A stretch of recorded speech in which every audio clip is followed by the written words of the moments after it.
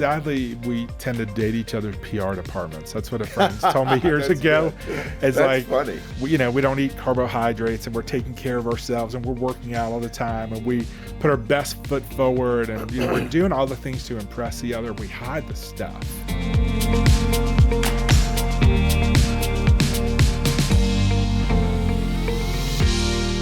Scott, welcome to the program. So good to be here with you guys. Thanks for having me. I like this ready or cannot.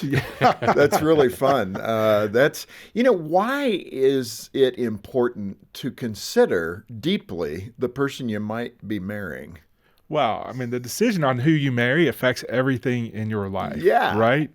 This is, apart from whether or not you're going to follow Jesus, this is probably the second most important decision you're ever going to make. Now, there's some kind of elixir that people have in their 20s where they don't really stop to do this.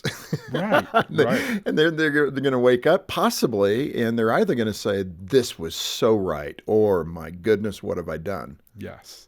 This decision affects, I've heard it said, affects 90 to 95% of your joy in life or your misery in life. Think of that. Comes from this one decision. Wow. Right? Tell us about your path and your journey with Kristen. Is that your wife's name? Yeah. So that may have been a few years ago. How long have you been married? Yeah, we got married, and we actually got married the week of 9/11. So that was a Tuesday in 2001. We got married 4 days after that. Wow. September 15th, 2001. And she's incredible. So we're at 23 plus years of marriage now. I was actually her student. And so in a former career, I was a physical therapist. And when you go through PT school, you do these 2-month rotations at hospitals. And I got assigned to be Kristen's student in a hospital. And it was, candidly, I was not walking with Jesus at that point, but I saw her and I said, she's the one. She's incredible. She's beautiful, confident, really good at what she does. It took her a while to get with the program with me. She didn't have those same feelings. Were you going like, initially. wow, she has really nice joints? Yeah. As a PT guy, you're probably going, wait, look at everything that shoulder about her. joint. Yeah, everything about her was great. And we actually started hanging out together. We were going to church together. We had a group of 7 or 8 friends, men and women, who all started hanging out with one another. I trusted in Christ as my Savior in 1998. And we kept hanging out with one another. I finally convinced her to go out with me on a date. And it didn't go very well. We were kind of on and off for about a year, and it was really unhealthy. We crossed boundaries emotionally and physically, and candidly, it was kind of a miserable relationship. And largely, the way that we dated one another was really the motive for why I wanted to write a book about this. I didn't want people to do the same things I did. I didn't want my future kids to repeat the patterns that we had in our relationship. Mm. And so we dated on and off. We broke up, and it was the best thing. We actually had friends come around us and tell us they both thought we needed to end the relationship. And so we broke up. And those are good friends. They're really good friends. You talk in the book about this green, yellow, red light system. That applies to so many things in life, like getting a ticket. So how do you apply that stoplight to premarital situations? Yeah, real simple, right? A green light is go. You're going to move forward. Everyone's excited. You're excited. Your significant other is excited. It's like all things are moving forward. A red light is really a gift for a couple. If you are dating and you get a red light, that means you need to stop, get out of the relationship, head different directions. It's painful in the moment when you break up, but what a gift long-term to spare what you do those from red lights look future like? Misery. Yeah, it could be that the most obvious one would be if you're not aligned on your views of Jesus, if you're unequally yoked. Right, that's the most clear and apparent one in the scriptures that would say we're heading 2 different directions and we need to break up. It could be that, the inability to communicate and manage, resolve conflict. Everyone's going to scrap and have arguments. We all do with our spouses, but this is the inability to resolve it, or it just keeps happening over and over again. It could be there's an addiction that's not addressed. And so whether it's alcohol, drugs, pornography, anything that just leads to these continual problems. It could be that family and friends really oppose the relationship. And so, not everyone may be in favor of you moving forward, but if everyone is against it, that's a really good sign that maybe it's time to end this thing and head in different directions. Difficult for a person in a relationship to recognize that. If everybody's saying to you, you better get your eyes wide open. I don't think this is good. And you hear that from several people. Yeah. How do you miss that? Yeah, I think it's honestly, it's really easy to do it. If you are so in love, if you have all the feelings and you are enjoying being with one another, and candidly, a lot of couples are crossing boundaries physically, they're sexually active. And so even if all the warning signs say no and everyone is telling them no, if they're so used to that pattern of enjoying what God has intended for marriage before they get married, they're kind of blind to the idea of breaking up. What would be some yellow light examples? Yeah, yellow light is that maybe we struggle and we have a lot of things we need to figure out. That we both love the Lord. People have mixed emotions of us being together. Maybe parents are against it, but friends are for it. We have significant debt or problems that we're just not dealing with in the relationship. And it's not a really clear end it. It could be we just need to hit pause. And we need to figure some things out. We need to learn how to communicate and to resolve conflict with one another. Maybe we need to get in the same room with friends and family who oppose a relationship and seek to understand. And again, it just like a red light is a real gift to help us eject and end the relationship. A yellow light helps us get serious about what we need to figure out before we keep moving forward. You know, we just got some interesting data back. We did a national survey. We haven't released it yet, John, but we will soon. And in that survey, there are thousands of married couples. But one of the things that I was a little shocked by in a positive way is the low divorce rate with couples who go to church regularly, read the word regularly. But here's the kicker, that pray together. Yes. It was 1 in 1,000. That's 0.1% divorce rate. That's phenomenal. So you start looking at a silver bullet for the Christian community. The one thing you should be doing together is pray together because it builds intimacy. How did you and Kristen develop that habit? It's crazy. The statistic is unreal. Unreal. It's like the thing. Right. Whatever the divorce rate is it 30%, 40%, 50%, everything, or at least studies are different, whatever it is. But this is the thing that if you do this, I don't know what God does in that God either does something in the marriage of the couple who prays together, or it's the type of man and woman who pray together that there's just something different about them. It's both. Yeah, I think it is both. And candidly, for years, I've been a marriage pastor for almost 20 years now, and I've told people from the beginning to pray together. Of course, I'm going to tell couples to pray together, but we weren't living that out in our marriage. This is the one thing that if I could go back to the beginning and change this habit, this would be the one thing I would have done differently, is that we would have prayed together from the beginning. And so we did sometimes, and we'd pray separately, but it was really difficult. And these are just excuses. It's really not that hard. Yeah. But we had every excuse in the book, and we didn't pray together consistently. And finally, 15, 17 years into marriage, things started to click for us. And we started this habit and pattern of praying together. And that's why it's easier to do from the beginning. It's always easier to add a new habit in the beginning of a relationship, not to add it later on. But now it's become this sweet thing where we know what's going on with each other's lives. We're building intimacy with one another. We're chasing after Jesus together. And we overcomplicate it. It's really simple. God knows what's going on, but just taking the time to grab each other's hands, to talk on the phone. Sometimes we'll even leave voice texts for one another where we're praying for the other, but it's allowed us to really know what's really going on with one another, and we're pursuing the Lord together. And you've got a handle, Scott, of praying at 5:03, if I'm recalling a book. I do. Story. That's right. Tell us about that. Yeah. So Kristen's birthday is May 3rd. And so I do this for Kristen and for all my kids. And so I could do this every day, but I do it every Sunday. I pray for Kristen at 5:03 p.m., just in case I'm not up. Pray for my kids. They're May 26th. And so one twin is 5:26 p.m. on Monday. The other twin is 5:26 on Tuesday, 11:30 on Wednesday for my third, Carson, and then 10:27. It's amazing. I got all those dates right. 10:27 for Lincoln on Thursday. And then the other one I do is I do 9:15 p.m. every day. Our anniversary is September 15th. And so as a reminder, I pray for our marriage every day at 9:15. Sometimes that's with Kristen. Usually it's not. We're not necessarily in the same place as one another, the same room. But it's gotten me the habit of praying for my marriage daily. And then all those individual prayer alarms just to consistently pray for every member of my family. Yeah.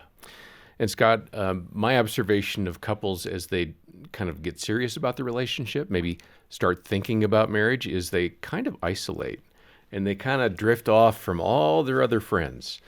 And that's not a good pattern. You've addressed that in the book. What's the problem with that?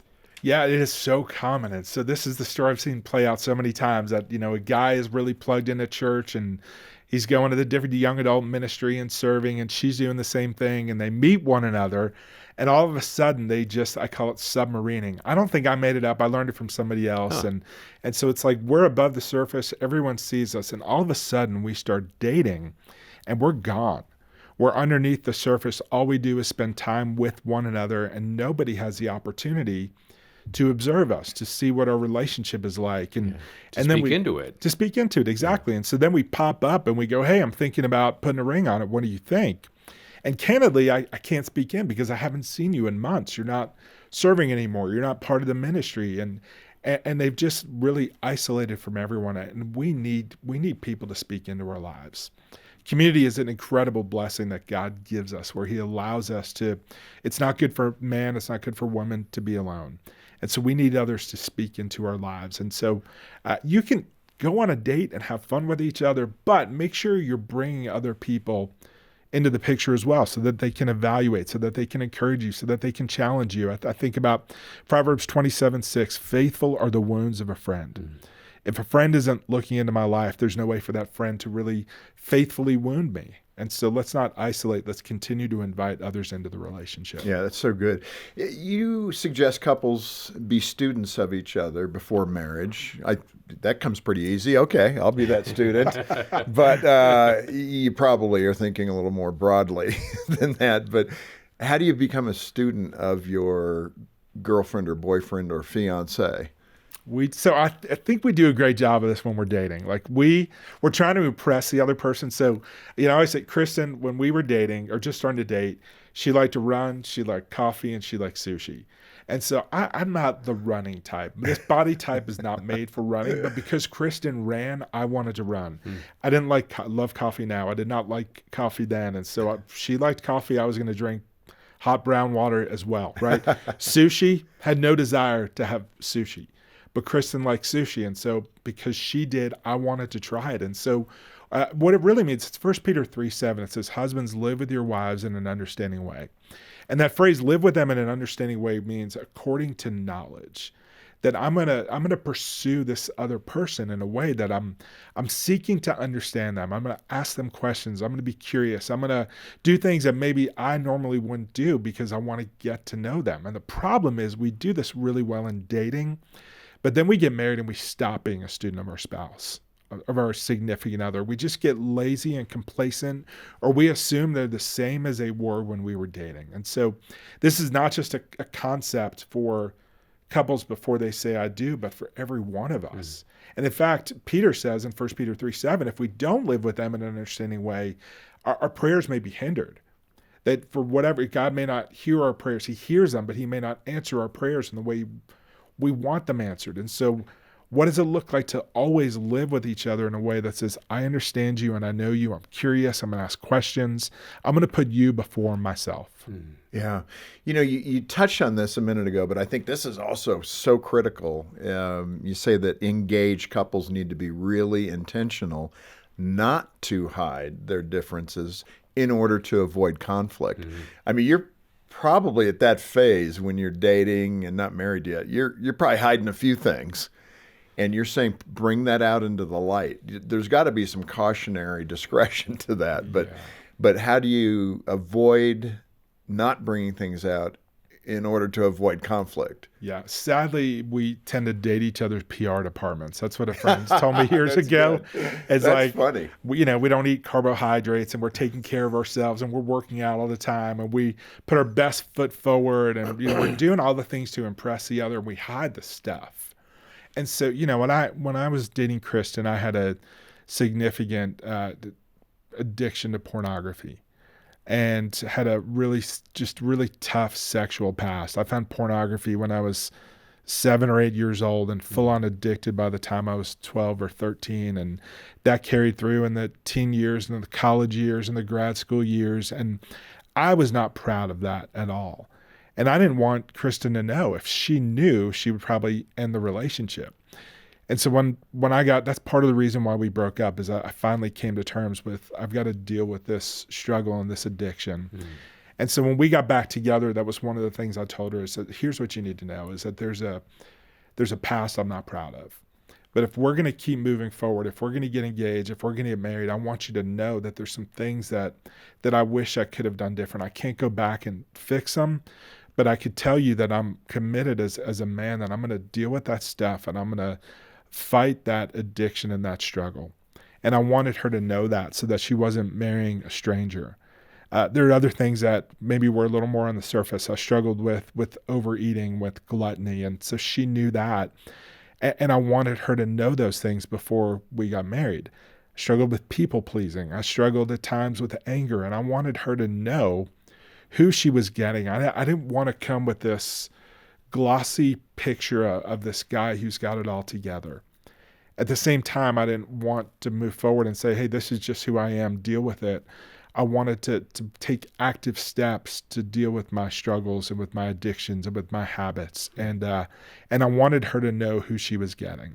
How did she engage that, though? I mean, it's great to be vulnerable and to put that out there. And then how did she respond? I mean, some people are going to respond in all kinds of ways, very differently. What was helpful in the way, obviously you got married. So what did she do or say that helped you? She was incredible. I asked for her forgiveness for some of the decisions I made. She shared some of the things from her past. She looked at me as somebody who was walking closely with Jesus today and didn't hold my past against me. Mm. She knew that I was a forgiven follower of Jesus Christ. Mm. And honestly, the way that she handled my confession to my past was one of the most affirming things I ever could have seen. That she understood the gospel and understood the way that the Lord had changed me, and it was affirming in the decision to put a ring on her finger. And she was vulnerable with me, that she didn't have a perfect past as well. It was very different than my past, but she shared things with me as well that I knew. I knew a little bit more of who I was getting. Yeah. That's intimacy. It is. That is intimacy. And I would think that obviously that's healthy, and that's the way it should work. A lot of people struggle with that. Another woman may have reacted totally differently to that because she feels violated that you did these things, and she's going to respond differently. How you move forward through that, it probably has 1,000 varieties attached to it. What if you're in that situation where you're vulnerable and then you don't get that response of forgiveness and embrace and acceptance? What if it's different from that? Yeah, the idea of intimacy, I love that word. We usually think, like, when you hear intimacy, you're just thinking about sex, but there's so much more to intimacy. And so a phrase I've heard is to know and be known without fear of rejection. And so this idea that we would know one another, that like I would know as much as I can about her, that I would allow myself to be known, and that she's not going to reject me. And this is a great, like, couples who really struggle. Let's say you share some things from your past and your significant other rejects you. That gives you a really good picture that moving forward together may be really tough.